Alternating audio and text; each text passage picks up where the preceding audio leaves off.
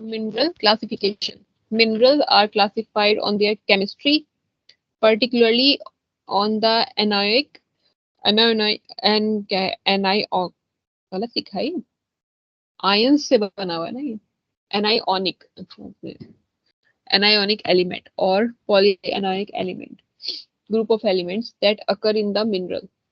An anion is a negatively charged atom and a polyanion is a strongly bound group of atoms consisting of cation plus several anions, typically oxygen, that has a negative charge. For example, carbonate, silicate are common polyanions.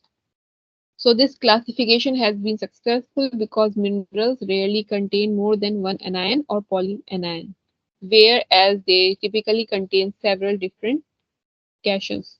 तो इनका जो classification हुआ है वो as per anions मतलब negatively charge होते हैं तो मिनरल क्लासिफिकेशन जो है इनके अकॉर्डिंग किया गया है